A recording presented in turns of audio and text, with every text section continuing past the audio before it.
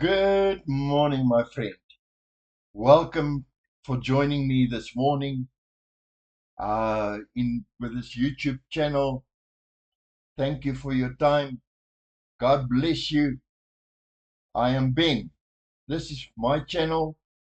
I'm from the Forge. Again, to share with you some biblical discipleship principles from the Word of God. Thank you for joining me today. This is the page where practical disciple making is our aim. Please join me in our weekly discussion and practical hands-on scriptural application of discipleship making principles found in God's Word as we journey together, working our way through the New Testament, chapter by chapter, connecting the dots in the book of Matthew with the rest of the New and the Old Testament scriptures. We trust that you will be encouraged, challenged, while we provide you with practical insights you can apply as a disciple of Jesus in your daily life. With that said, here is what we will be covering today. We will do a short chapter summary from the book of Matthew chapter 3. We do a key life application takeaway, key connections between Matthew chapter 3 and the New Testament, important chapter teaching points from the book of Matthew, why this matters, practical discipleship applications, and practical reflection questions from the book of Matthew. And then last but not least, I would like to discuss with you, if you watch till the end, you will discover the shocking truth about water baptism that the church has been hiding from you. If you would like to know more about that, please hang on until the end. It will be shared. It is coming up. Praise God. So now, let's dive right in and let's discover what the Word of God has to say to us today.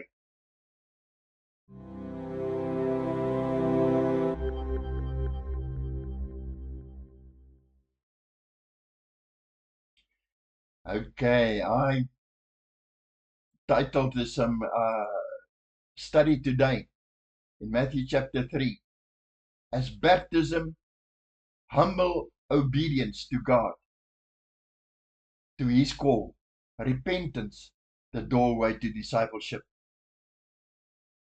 So here's a short summary of Matthew chapter 3.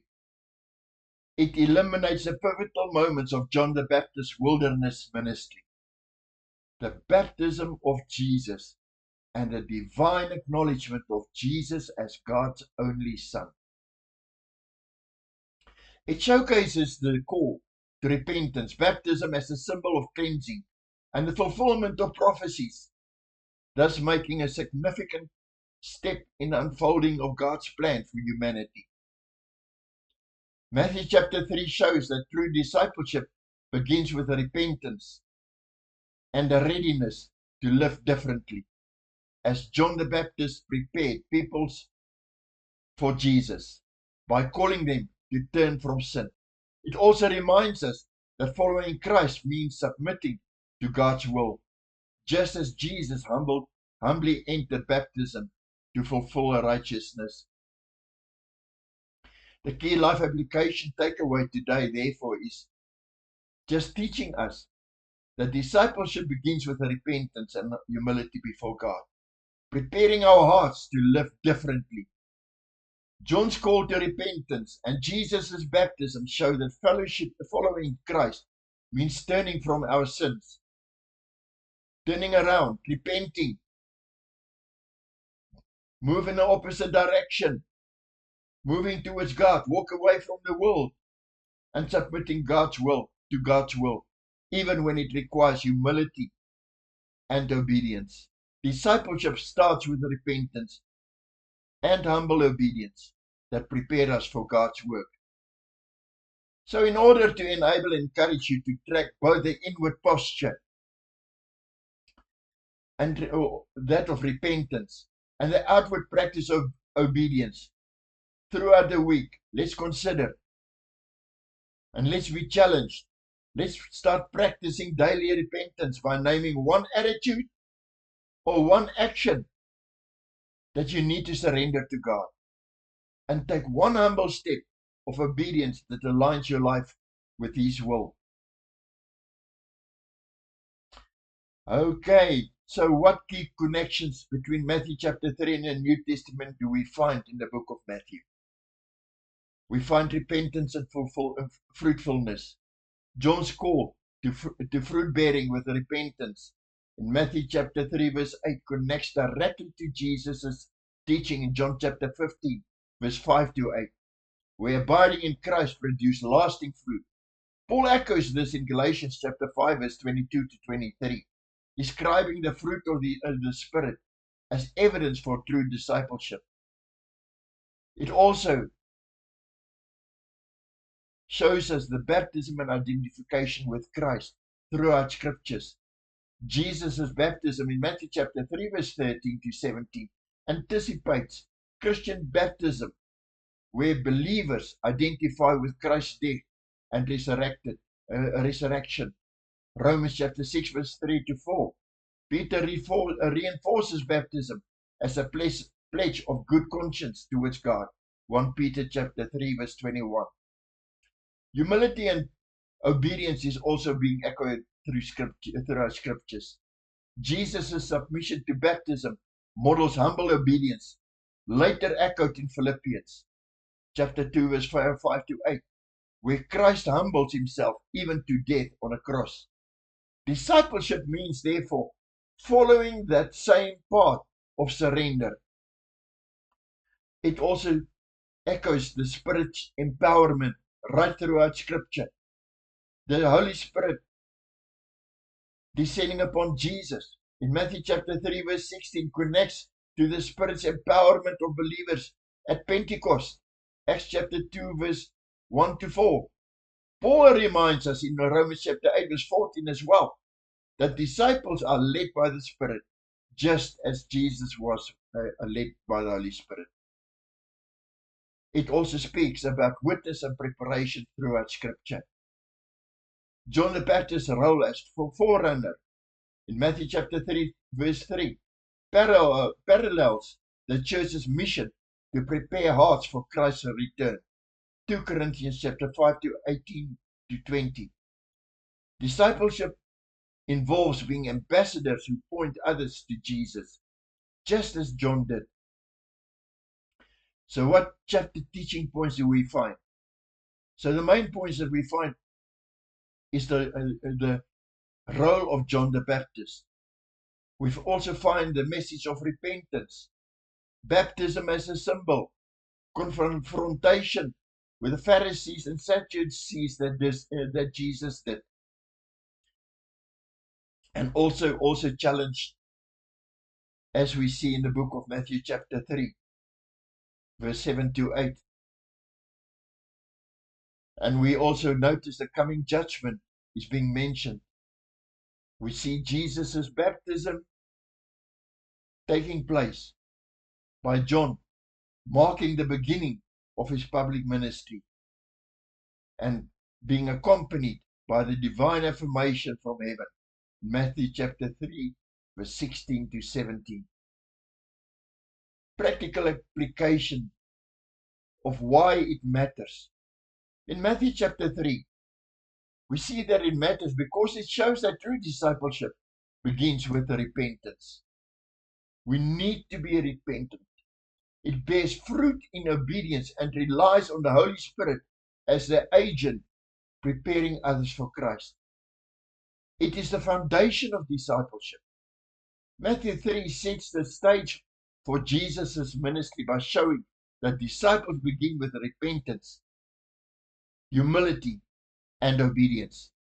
Without these, following Christ becomes superficial. It requires visible transformation.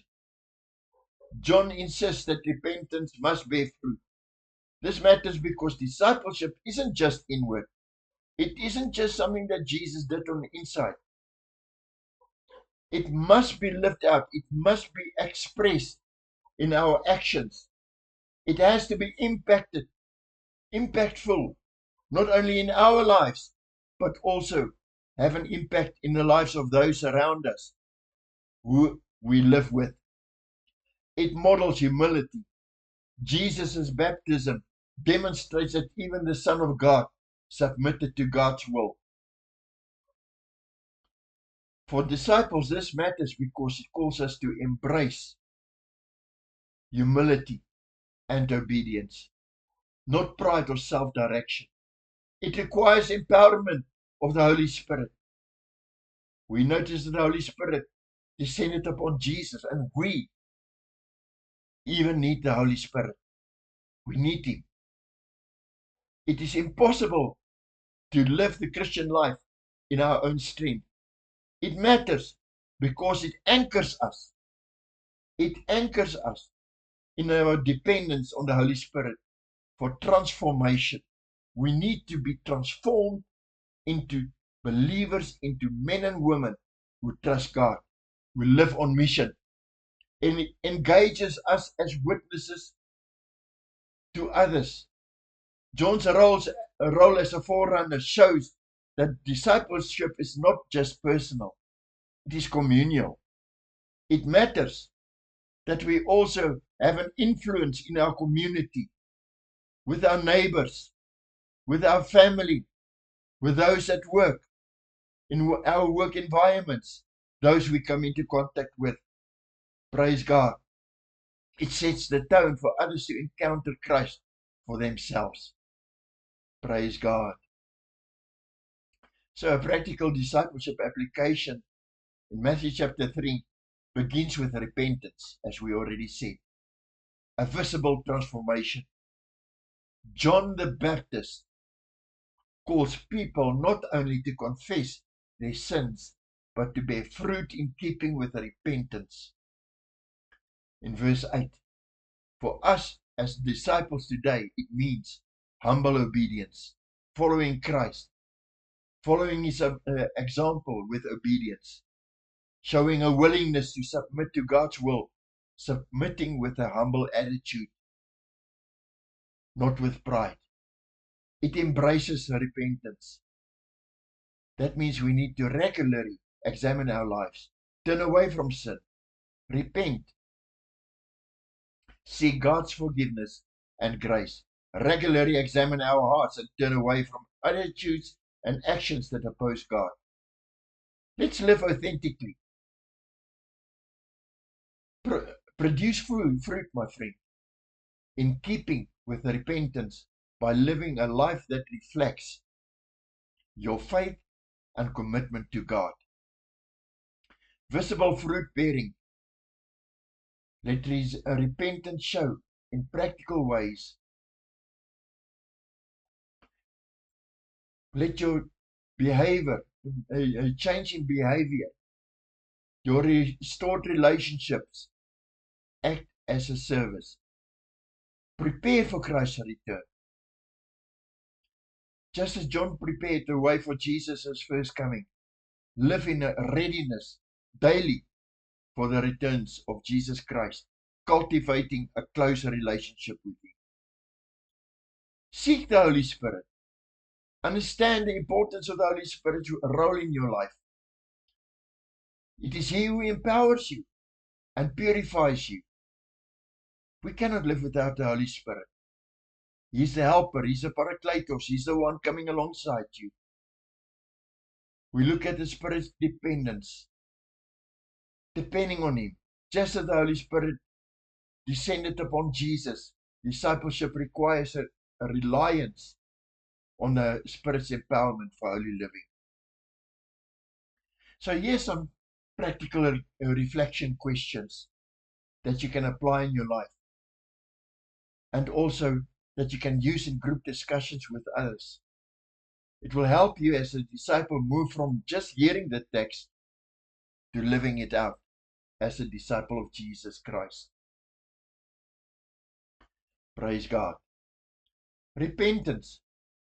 You can ask yourself, what areas of my life needs turning back to God? This week, what is God pointing out to you? And how can I act on that repentance. In my fruitfulness, what fruit, changes, attitudes, actions, or relationships is visible in my life that shows genuine repentance? In our humility, how does Jesus' willingness to be baptized challenge you and me? Challenge my own posture of humility and obedience. In our obedience, where is God calling me to take steps of obedience, even when it feels uncomfortable or costly?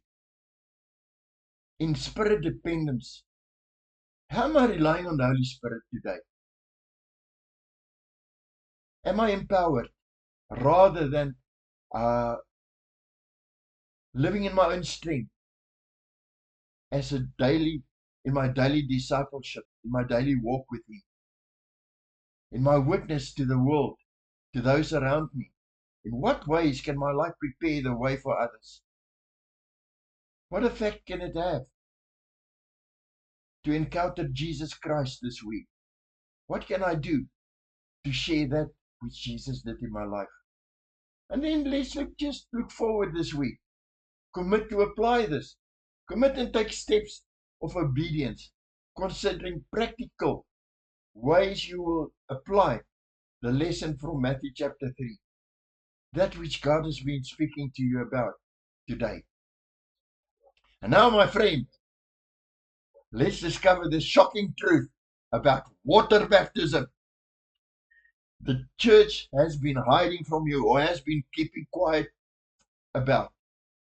That hasn't been revealed very much. Revelation chapter 3 verse 15 to 17, we see the letter to the church, end time church of Laodicea. And it shows us that one of the greatest deceptions that we will find in the church in the last days will not be outright rejection of Jesus Christ, but as lukewarm, self-satisfied faith that looks alive, but is spiritually dead. We will notice that very much in the church. And we see that already in the church, and not just in the church, in the religious outlook and the pressure that comes upon believers to not be a testimony of Jesus's power in your life. So religious church institutions will have a form of godliness, will seem to practice the right doctrines, following biblical practices, but will deny the power found in them, following a works program rather than having the life-giving manifestation of the Holy Spirit in their lives. Many religious end-time churches today mimic the church of Laodicea, follows practices and traditions of old, having a form of godliness, but hiding behind the facade of institutional and religious practices. They are broken systems, unable to hold and sustain spiritual life. True faith is marked by zeal, being on fire with God, being on fire for Him, repentance, dependence on Christ Jesus, not lukewarm religiosity. When our confession of Christ aligns with our daily conduct, our witness takes on a new meaning. It demonstrates authenticity, living what we profess, showing that faith is not just talk, but it is transformation. It is transformational in our lives.